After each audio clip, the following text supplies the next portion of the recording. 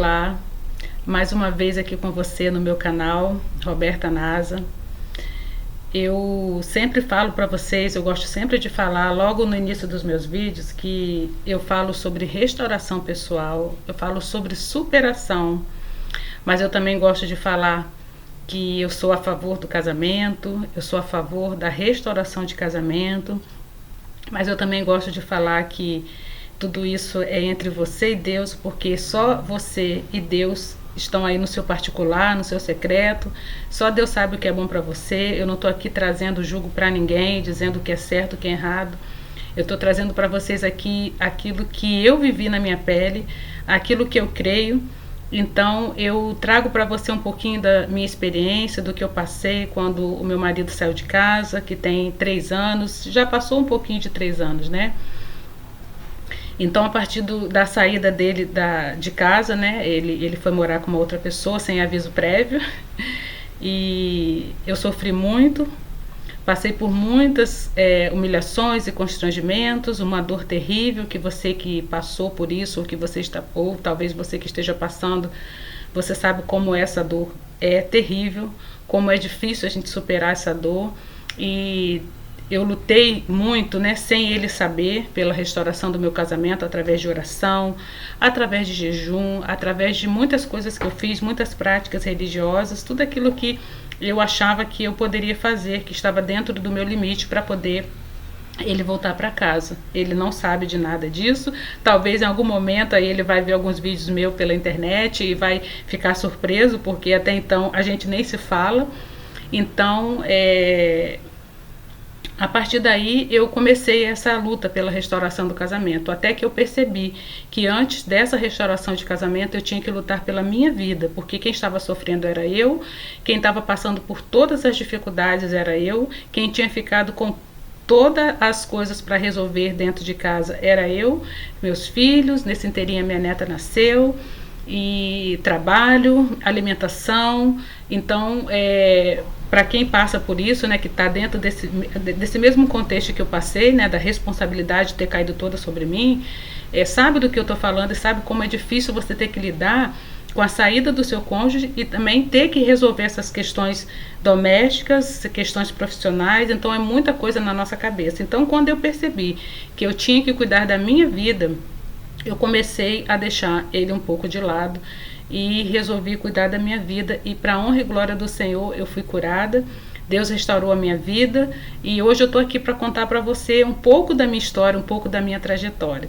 Eu sempre falo, né, nos meus vídeos, que não foi o momento, aquele momento ali, aquilo ali que aconteceu naquela época, né, em 2022, foi a gota d'água para que uma série de coisas que vinham acontecendo antes do meu casamento e durante o meu casamento e também antes de eu me casar, aquilo ali foi uma gota d'água. E Deus, ele me pegou de jeito, me tirou do fundo do poço, mas antes dele me tirar do fundo do poço, ele fez uma tratativa nas minhas emoções, na minha, como é que eu vou dizer, no meu relacionamento com ele. Então eu saí já decidida do que eu queria. E não foi fácil, não foi do dia para a noite. O sofrimento mesmo, aquele jeito que a gente quer se vitimizar, aquela forma que a gente não quer sair, que a gente quer colocar a culpa no outro, isso tudo durou mais ou menos 1 ano. Depois desse 1 ano, eu decidi que eu não iria mais ficar naquele lugar, não iria mais me fazer de vítima, não iria mais me contentar com o que a vida estava me dando. Então eu decidi não aceitar as coisas que a vida estava me dando, porque por conta dos meus sentimentos, por conta daquilo tudo que eu estava vivendo, a vida só estava me oferecendo coisa ruim e eu não estava conseguindo enxergar nem processar aquilo ali para transformar aquilo ali em uma coisa boa. Mas enfim, hoje eu queria falar com você sobre a rejeição, porque há alguns vídeos atrás, né, eu tenho falado com você sobre as feridas emocionais. Eu já falei sobre a traição e já falei sobre o abandono. E hoje eu gostaria de falar sobre a rejeição. Só que, como eu sempre falo com você, o Espírito Santo é que conduz no último momento tudo aquilo que eu vou falar. E eu oro para Deus me dar a direção daquilo que eu tenho que falar.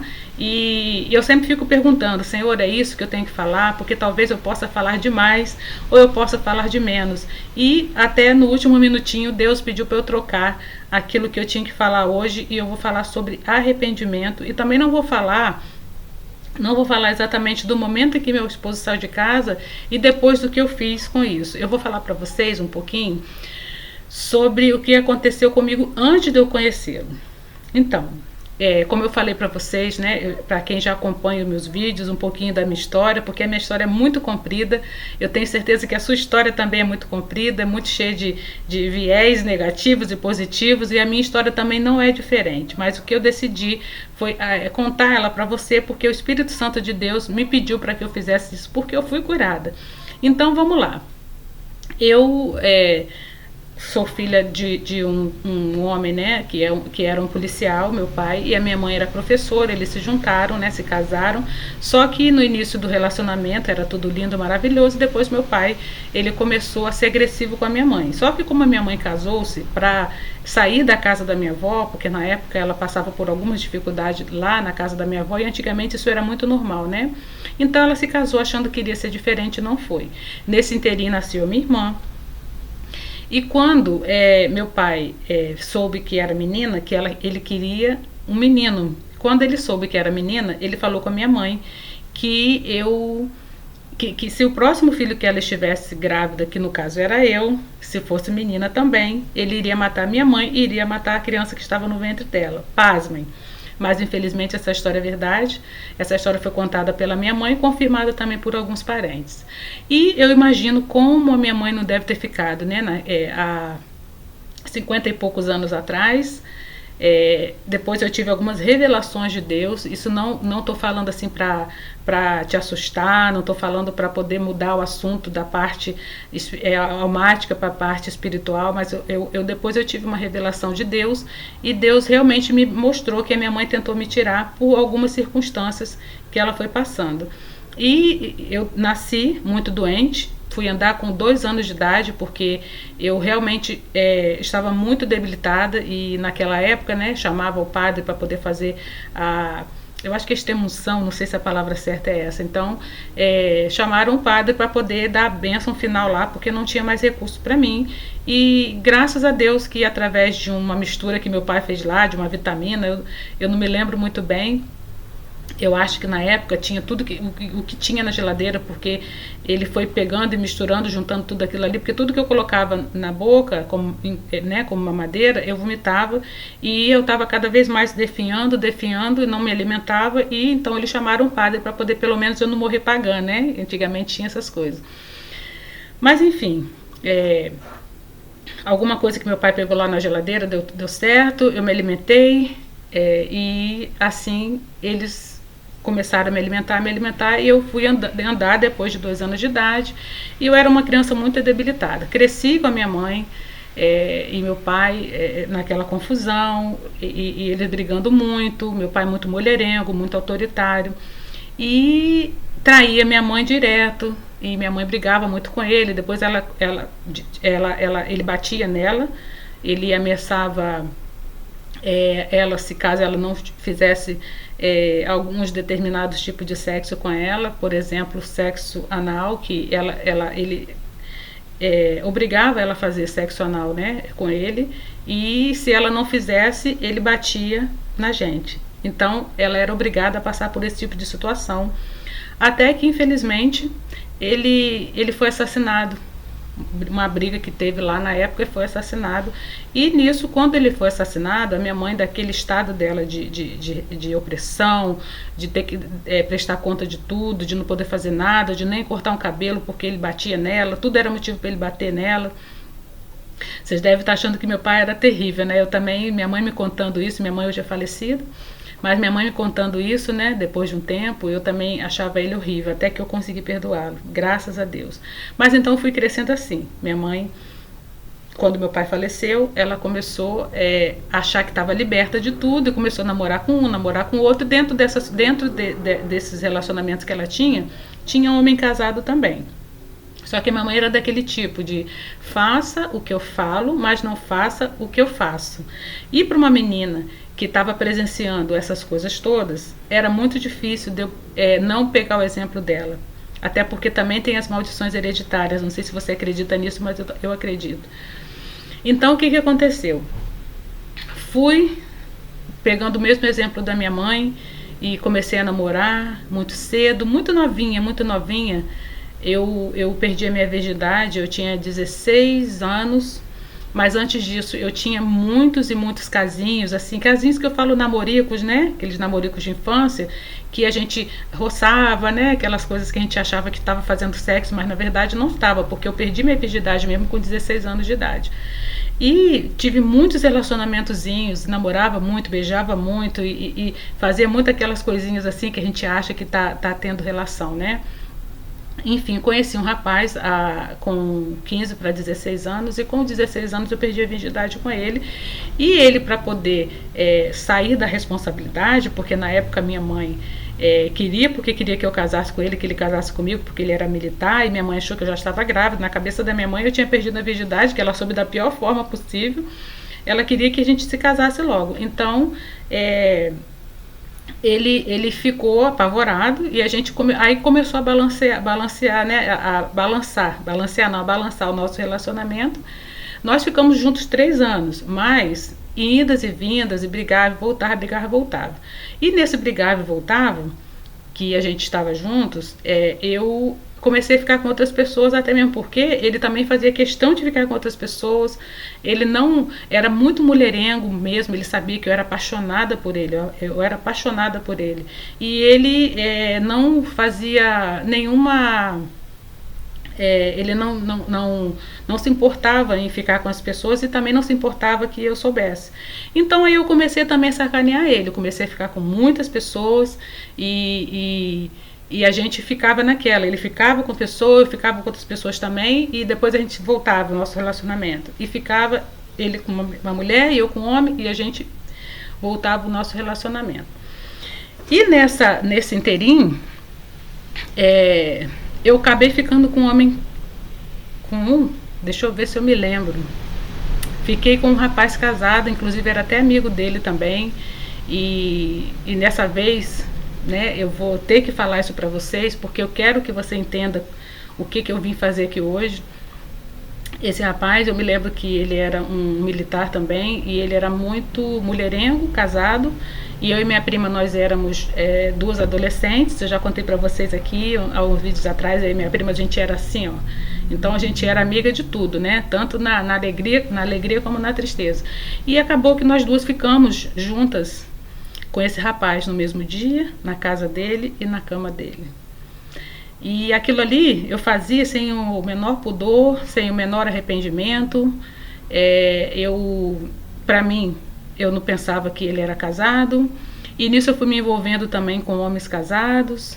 Eu fui me envolvendo com homens solteiros. E o relacionamento que eu comecei a desenvolver foi, vamos dizer, de uma sem vergonha mesmo, uma mulher da vida.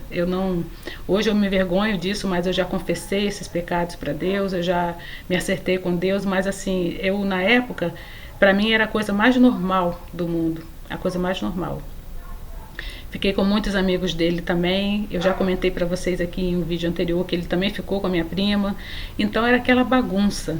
Eu fiquei no nível, nessa época, até conhecer o meu esposo, eu fiquei com rapazes. E era assim, se eu olhasse, se eu gostasse, eu ficava. Se eu sentisse o cheiro do perfume, eu ficava.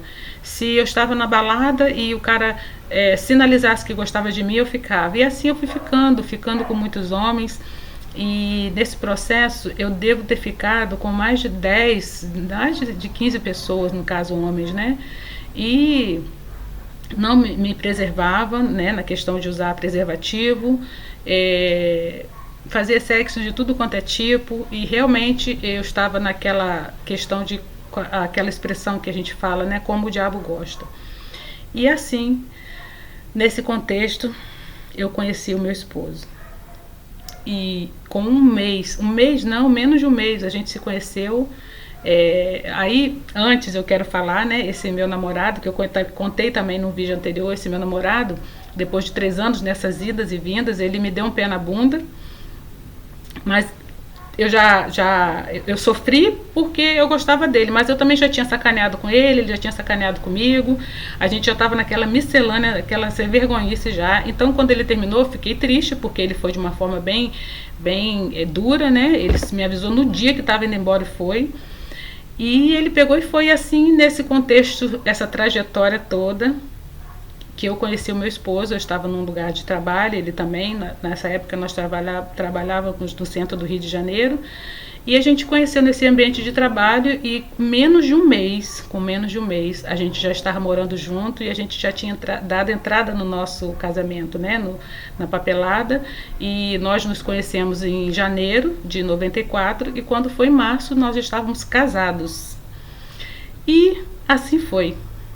Eu não tinha noção de quem era Deus na minha vida. Para mim, eu tinha feito tudo muito certo, tinha só seguido os passos da minha mãe, estava tudo muito bem, e ela não podia nem me criticar, não podia nem falar nada de mim, porque ela fazia tantas coisas quanto eu fiz, né? E assim foi.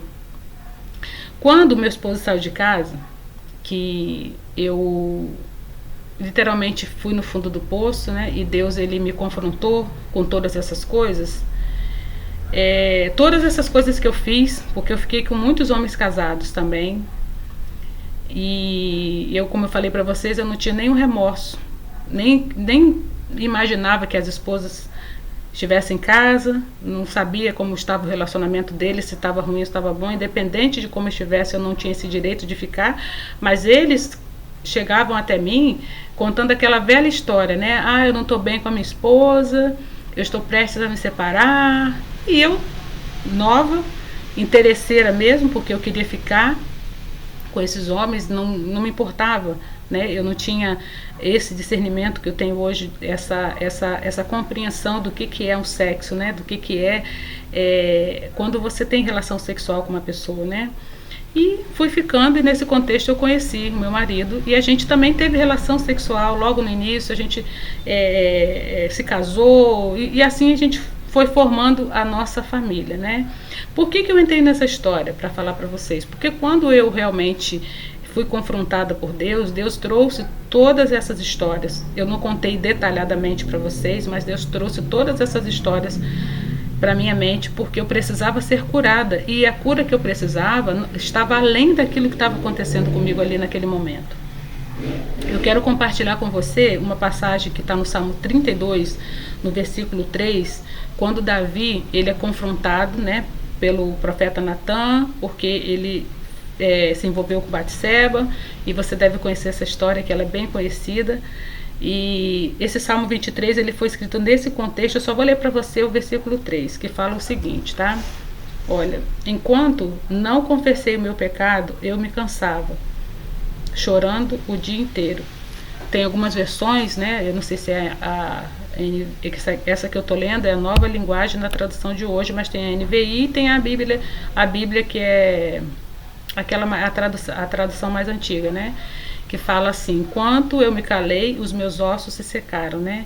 Então, quando eu entrei nesse deserto, Deus, ele me chamou para poder fazer essa confissão desses pecados.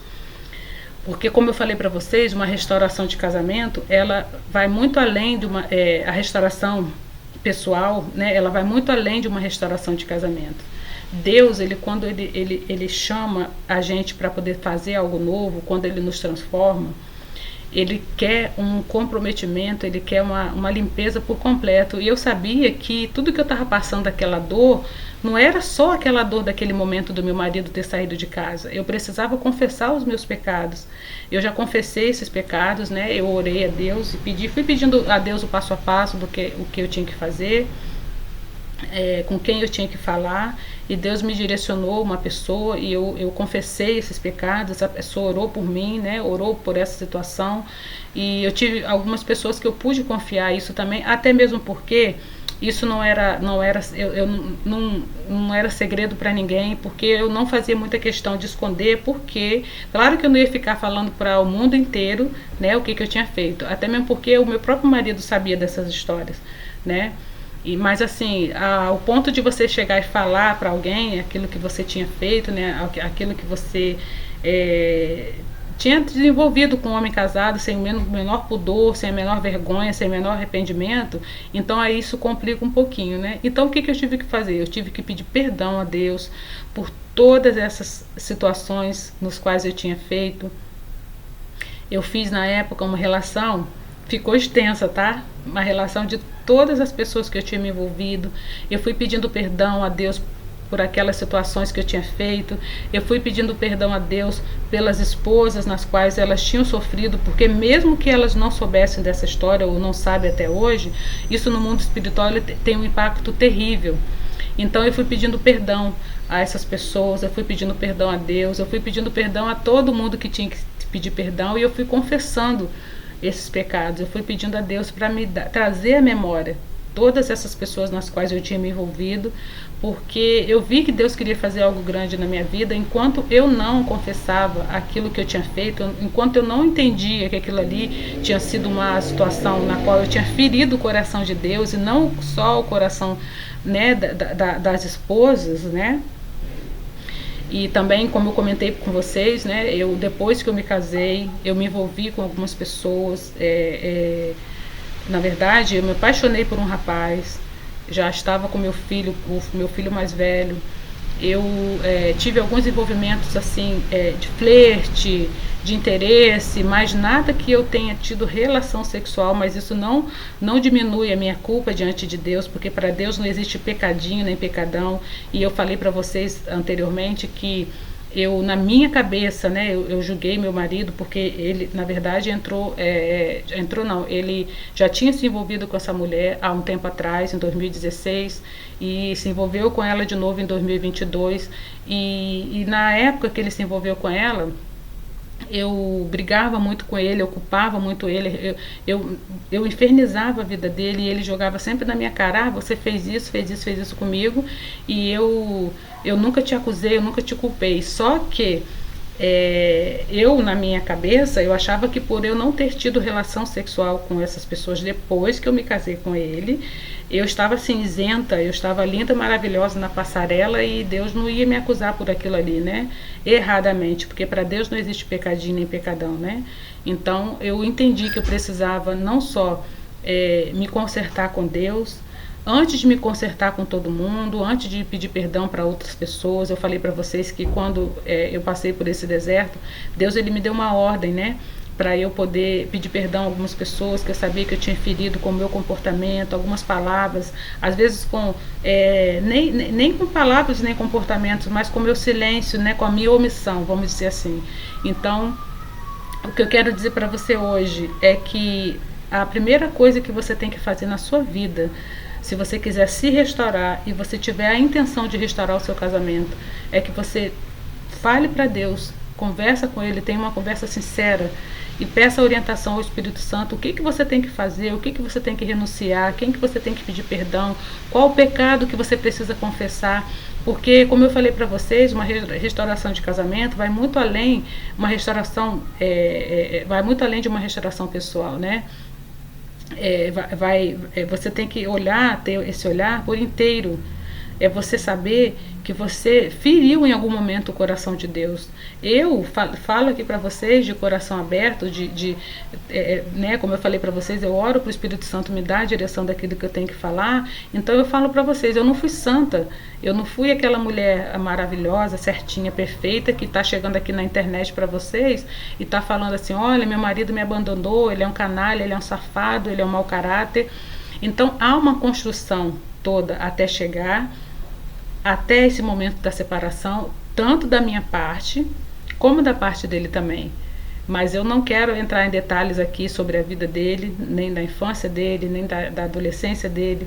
Eu não quero entrar na questão aqui dele antes de me conhecer, até mesmo porque eu não sei, né, eu sei aquilo que ele me contava, mas também eu também não quero entrar na questão do que fez com que o nosso casamento acabasse. Eu conto algumas coisas do que você não deve fazer e algumas coisas que eu fiz, mas eu não quero entrar no lado do que ele fez, né? Porque ele não está aqui para se defender, Ele tem a versão dele também, né? Eu aprendi muito com o padre Fábio de Mello. A primeira vez que eu escutei isso, né? Que uma história, ela sempre tem 3 lados, né?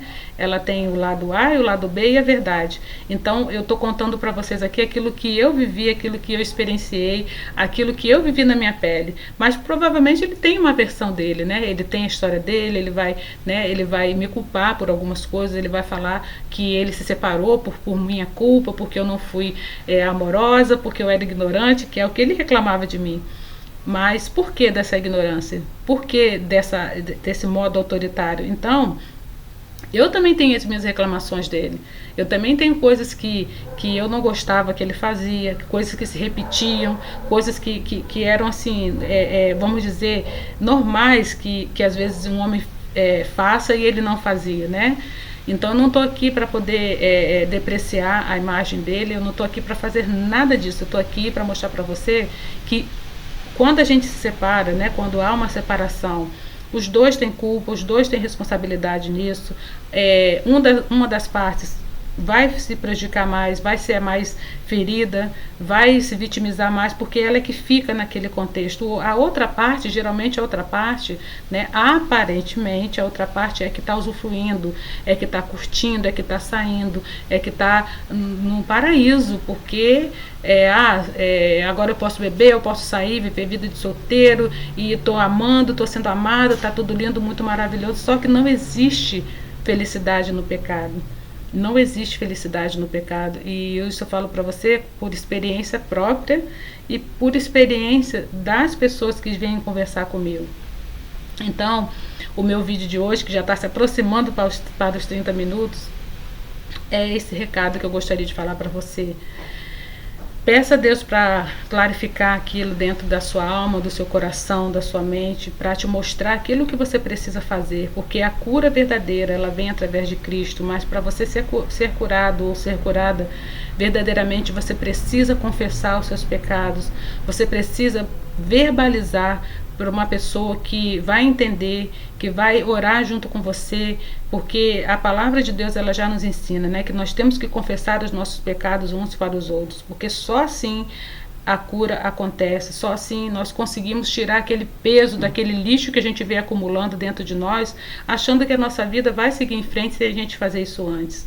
É pura loucura, não se iluda, não pega receitas milagrosas, eu sempre falo, não adianta você querer restaurar uma coisa, qualquer coisa, qualquer relacionamento, seja ele conjugal, seja ele de amizade, seja qualquer tipo de relacionamento, seja qualquer coisa na sua vida, se você antes não se restaurar em Cristo, Cristo mostrar para você, se permitir que Cristo mostre para você aquilo que você precisa fazer.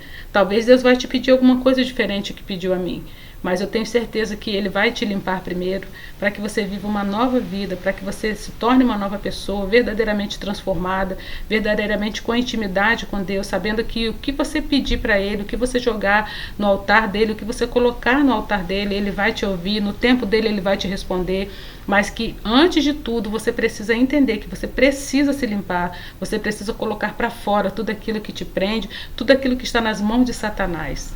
E eu espero que você tenha entendido, medite na palavra de Deus, vê a história de Davi, vê a história que quando o profeta Natan chegou perto dele e confrontou ele, falando que ele precisava colocar tudo aquilo para fora, que ele precisava se consertar, e por isso que ele hoje é chamado um homem segundo o coração de Deus. E que você que está me assistindo hoje, seja homem ou seja mulher, seja também reconhecido ou reconhecida como homem ou uma mulher segundo o coração de Deus.